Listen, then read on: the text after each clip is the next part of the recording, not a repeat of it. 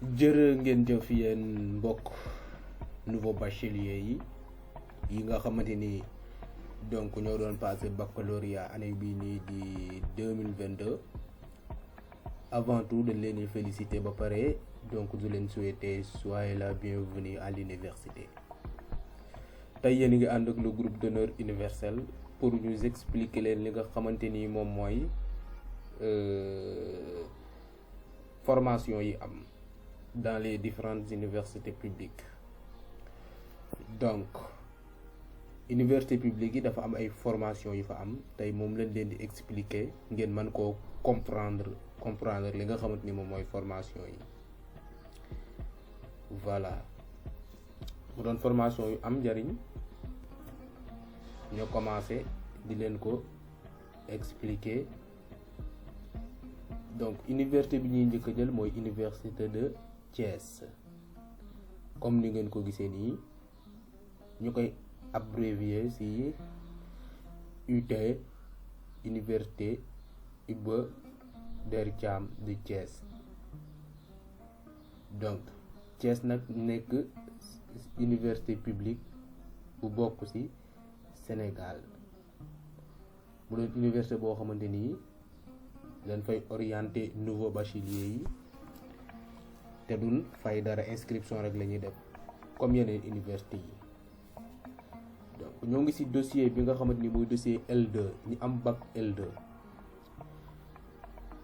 soo leen ñëwee université de Thiès donc formation yi ngeen fa mën a def peut-être chaque année day am ay changement wala ay nouveau UFR wala ay nouveau donc département. Voilà ñi am UFR sciences économiques et de gestion soo demee ci yeneen université yi lu ci mel ne université Cheikh Anta Diop au lieu que foofu ñu am UFR mais faculté la ñuy am. Faculté ak UFR seen différence lenn la. UFR pour université yu ndaw yi mais faculté université de renommée internationale yu mag yi ñoom ñoo koy am. donc ñu am UFR CES mooy sciences économiques et sociales.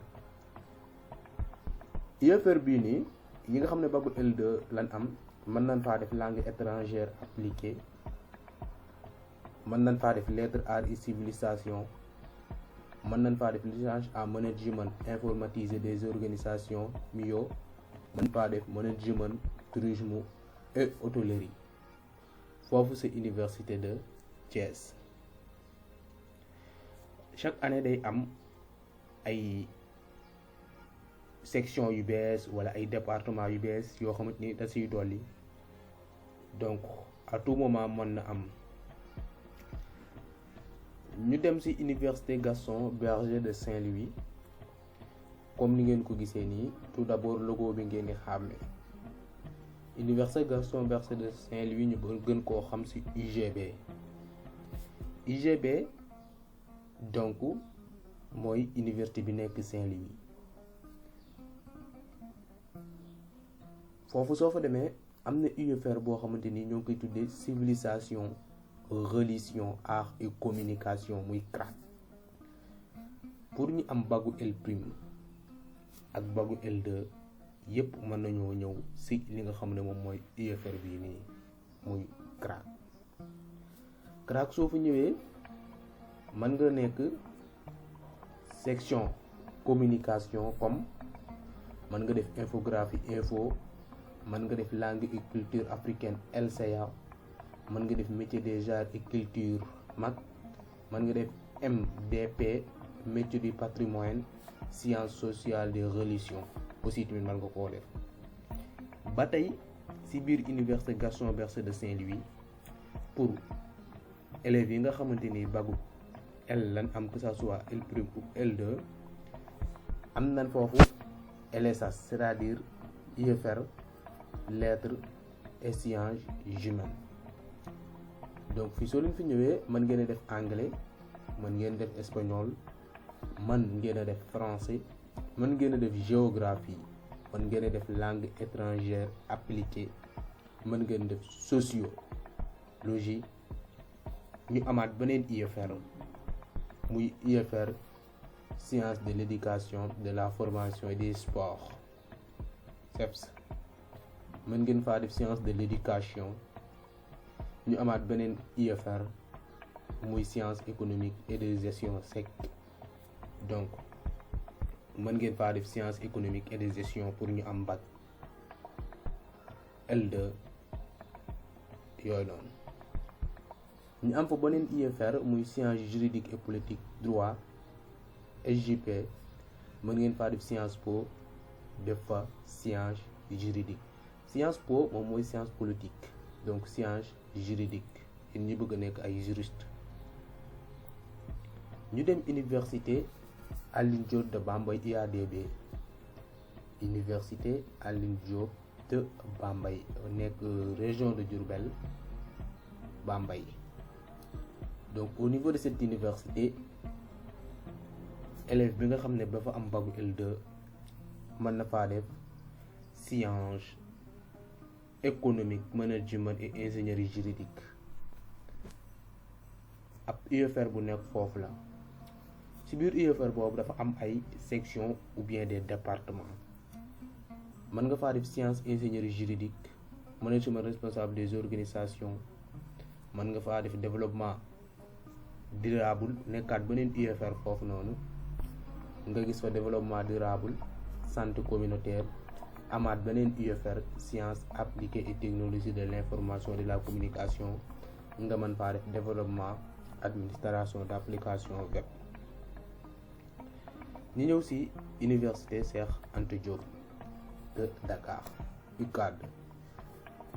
donc université Anta Diop soo fa ñëwee dafa am faculté des lettres et sciences humaines.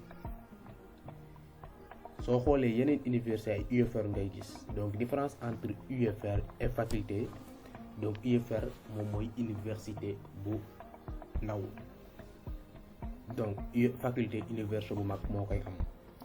donc pour yéen ñi nga xam ne am ngeen bagu L prime wala L2 biir université Cheikh Anta Diop de Dakar mën ngeen faa dem faculté des lettres et sciences humaines FLSH. foofu mën nga faa def géographie, mën nga faa def histoire, mën nga faa def philosophie, sociologie. en même temps ci biir faculté bi yow mi nga xam ne da nga am bagu L prime L2 mën nga faa def linguistique, mën nga faa def allemand, mën nga faa def portugais, mën nga faa def psychologie, mën nga faa def italien, mën nga faa def espagnol. donc bëri na ay branches yoo xamante ni mën nga ko faa def. nan la ne mooy faculté bi ëpp ci université Cheikh Anta Diop parce que foofu ay département yu bëri foofa lan nekk.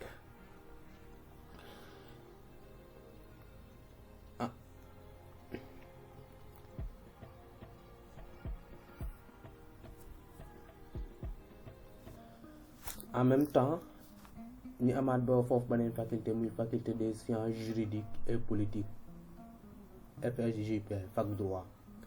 kon yow mi nga xam ne da nga am bagu L prime L2 jàppal ne biir université Cheikh Anta Diop donc soo fa bëggee def formation universitaire publique yi ñaari faculté yi nga mën a dem muy faculté des lettres et sciences humaines et faculté des sciences juridiques et politiques. foofu mën nga faa def sciences juridiques et politique.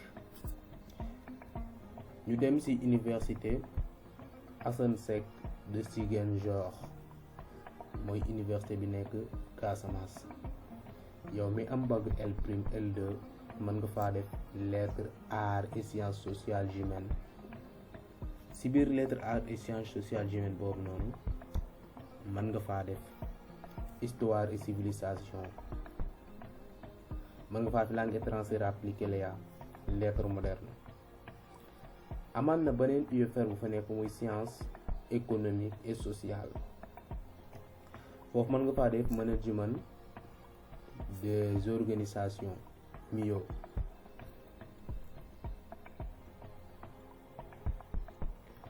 mën nga faa def aussi science juridique, mën nga faa def sociologie, tourisme, mën nga faa def science technologie, mën nga faa def géographie.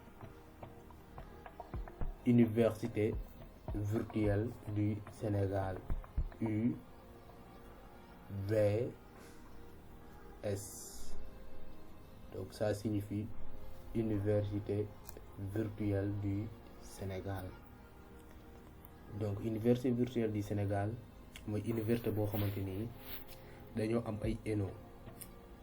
sa kër ngay toog di def cours yi, des fois nga dem seen ENO yi soo amee yenn examen. ENO mooy ay lieu de rencontre yoo xamante ni donc des fois foofu ngeen di dem. Voilà, foofu yow mi am bac L2 mën nga def administration économique sociale, anglais, art géographique numérique, communication digitale, droit informatique mën nga koo def. mën nga def informatique développement d'application web mobile, mën nga def multimédia internet communication, mën nga def foofu science politique, science juridique, donc mën nga def foofu sociaux. mu am université Amadou Mahtar Mbow yaayam, donc mu doon université boo xamante ni par concours moo la fay dugal. Voilà, aménagement territoire IFR boo am noonu, aménagement territoire, urbanisme et d'architecture, mën nga faa def aménagement territoire, def fa urbanisme. mu am institut de l'eau et littoral, mën nga faa def eaux ressources, environnement et société. ñu am université Sine Saloum El Hadji Ibrahima Niass bi nekk Kaolack, foofu am nañ fa benn UFR boo xamante ni environnement développement durable lay signifier. mën nga faa def développement social local, télé détection et climatologie. mën nga faa def aussi ci IFR sciences économiques de gestion, commerce, sciences juridiques et politique. nga def administration des affaires maritimes, am commerce des produits agricoles et forestiers. ñu amaat foofu noonu beneen IFR muy science sociale, nga mën faa def communication pour le développement, conseil agro-pastoral, halieutique. mën nga faa def histoire, mën nga faa def management des organisations paysannes, mën nga faa def socio-anthropologie du développement rural. ñi amaat foofu beneen IFR tourisme, hôtellerie, restauration et gastronomie, nga mën fa def hôtellerie, restauration et gastronomie, production touristique et management culturel. ñu am ay institut, muy institut supérieur d'enseignement professionnel, muy ISEP. donc ISEP yi ay institut yoo xamante ni état moo ko moom, te ñi am bac ci public bi wala ci privé bi lan fay orienté, mais doo fay. mais inscription ak inscription publique yi bokkul, parce que inscription ISEP yi donc mooy gën a xaw a cher, parce que foofu soo xoolee formation professionnelle moo fa am, institut supérieur d'enseignement professionnel. donc ISEP yi nag doon foo xamante ni donc nekkul fépp, te amul ci région yow aussi. Thiès la am, Dagana, Diamniadio, Richard Toll, yooyu noonu daal am fi mu am bëriwul. donc nga am institut d'enseignement professionnel de Thiès, mooy ISEP de Thiès. foofu yow mi am bac L2 wala L prime, parce que L2 bi ak L prime yéen a xaw a niróole ay formation, li ngeen wutale bëriwul. lu L prime def L2 mën na koo def. mën ngeen faa def technicien supérieur des arts graphiques et numériques, donc BTS ngeen fay am. soo leen teggee technicien supérieur mooy da ngeen am bac plus 2 ngeen fay am seen premier diplôme. ISEP bi bokkut ak formation universitaire yi nga xam ne ay UCAD, ay Bambey, ay Ziguinchor, yooyu nga xam ne licence nga fay am. pour nga am sa diplôme il faut nga am fa bac plus 3. ISEP 2 ans nga fay am, génn nekk technicien supérieur. mën nga nekk technicien supérieur en communication et en journalisme, technicien supérieur en conseil info énergie, technicien supérieur en contrôle technique et entretien des ouvrages de captage. mën nga faa doon technicien supérieur et contrôle technique et entretien des ouvrages de drainage. donc y a pas mal de formation yoo xamante ni mën ngeen koo def si li nga xamante ni moom mooy ISEP yi. donc ISEP de Richard Toll tamit moo ngi nii, donc mën ngeen faa def Institut supérieur d'enseignement professionnel de Richard Toll, mën ngeen faa def technicien supérieur en commercialisation des agroéquipements, technicien supérieur commercialisation des produits agricoles. donc y a pas mal de formation yoo xamante ni donc mën ngeen koo def ci li nga xamante ni moom mooy ci ISEP yi. voilà, donc des na yeneen ISEP yoo xamante ni peut-être formulaire bi génnewu ko, mais ce qu'il faut d'abord retenir c'est que site bii nii Campusen su commencé site bii ngeen dugg https://orientation.campusen.sn. voilà, formation recherche formation. donc lii moo doonoon explication yi nga xamante ni moom moo fi jota aw. voilà.